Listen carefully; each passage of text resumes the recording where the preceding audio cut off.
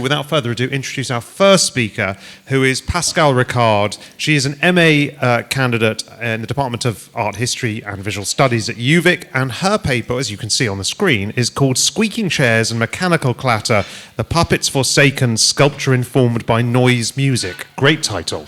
Pascalle, over to you. The floor is yours. Super. I just would like to quickly thank Betty, Karun, and James for making the Conference of Ideas for what it is. It's a very special experience that I will remember for a number of years to come. And I also would like to express my sincere gratitude to Alan Antliff and Kim Croswell for providing, connecting, and driving myself and my fellow student colleagues from UVic to here. I think we all really appreciate this opportunity. Okay, my name is Pascalle Ricard. I'm a first-year MA student in the UVic Art History and Visual Studies program. And today I'd like to share a local Victoria experimental performing arts and music partnership called Puppets Forsaken. The definition and understanding of both visual arts and music have changed over time. They will continue to do so as we welcome different ways of interpretation and artistic creation. The image you see on the slide is of the most recent musical album released by Puppets Forsaken. The group in one view is a partnership between two sculptors, but in another they are a musical band.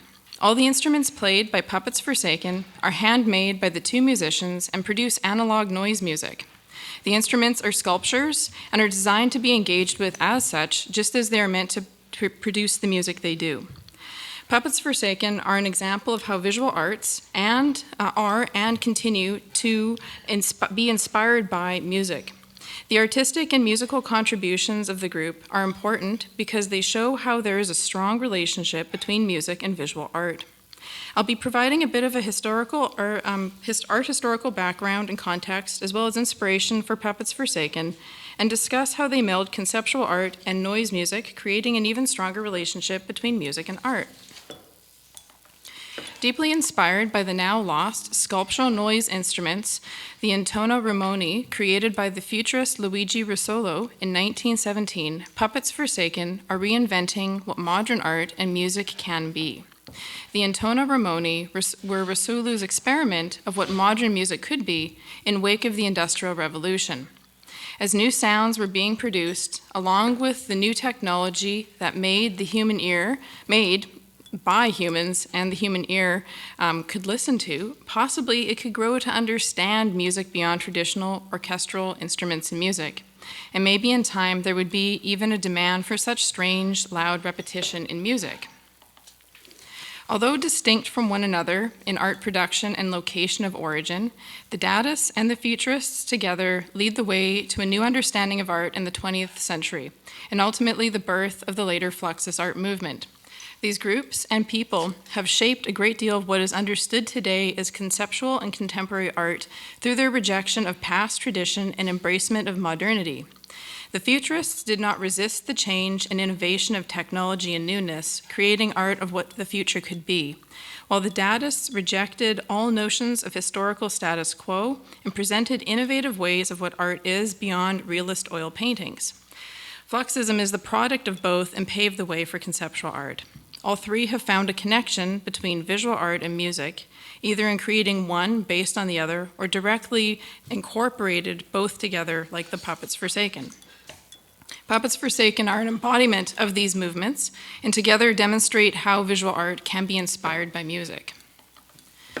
Luigi Russolo and Edgar Varese, although in different locations and primary creative medium, they were contemporaries and arguably on the same wavelength. In Italy, Russolo created the Intona Ramoni shortly after completing his manifesto, The Art dei Ramoni, The Art of Noises, while in France and later the US, Varese is known for his coining of the term organized sound when referring to music and his connections to musique concrète. Varese also inspired future student John Cage to look at music in new ways, specifically with his indeterminate sounds and many other things, and playing with silence.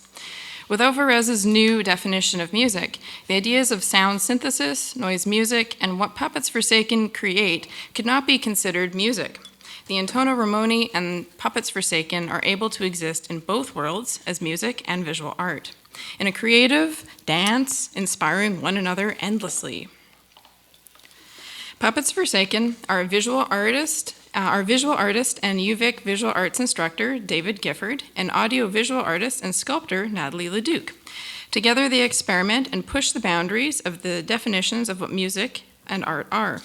Like an orchestra, the Puppets Forsaken are to be played in a certain manner and time to create a symphony of noise while simultaneously functioning as visual art. In this particular side, and the next 2 slides, as well as a short video clip I will play, they are doing their performance at the Philip T. Recital Hall at the University of Victoria campus in 2022. Okay, hang on. Did I actually miss my slide? My paper is there. It's got mixed up, sorry. Gifford claims it's a simple thing, sculpture and music, and in that it is exploring the shape of sound.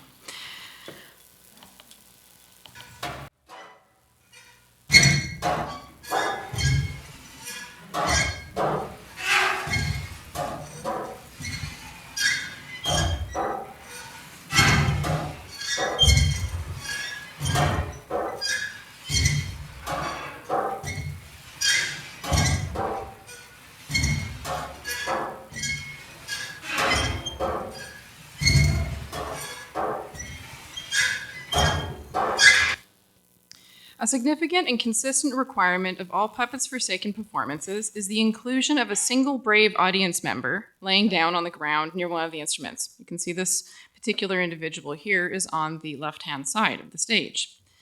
When being in this position, it is an immersive experience, meditative even. The music being produced by these sculptures is not the same as on a cello, and yet they can evoke similar emotional and mental responses from viewers or listeners.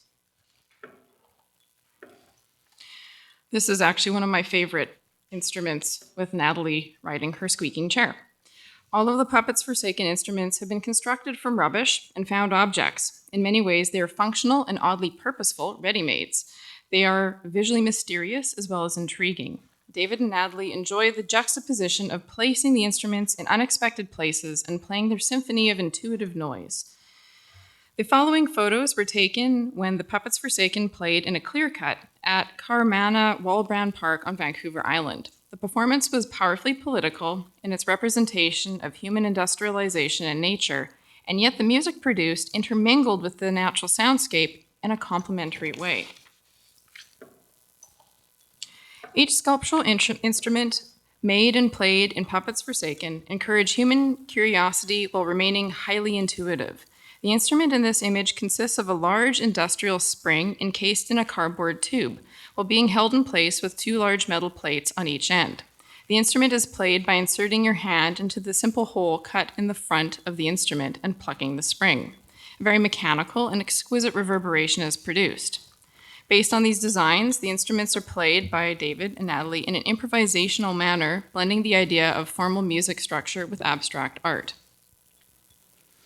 In addition to improvisational playing of music, Puppets Forsaken seek to incorporate the sounds of the natural environment that they are located in at the time of their performance. This musique concrete composition style invites the viewer or listener, or even the environment in general, once again into the Puppets Forsaken music being created at that moment in time.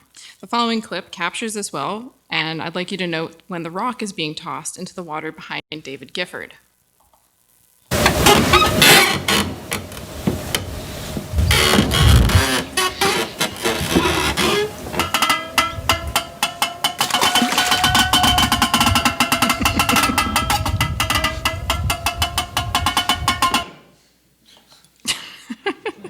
I thought that would be enjoyed. In closing, the Puppets Forsaken are an example of how visual art is inspired by music, specifically the genre of noise music. Being a recreation of the lost Luigi Russolo's Intono Romani, they are a collection of visually mysterious, sculptural machine-like objects that are musical instruments and can play intuitive acoustic noise music while exploring the shape of sound. The photo and clip that I'll be closing with are of the final resting place as well as the source of many future instruments of Puppet Forsaken, the dump. The dump is where they create an indeterminate song of organized sound and noise. And in this final form at the dump, going or coming from further supports the idea that music and art can be understood in ways that bend the idea of orthodox definitions, both in every sound that is found in the forest or at the Vancouver Island dump.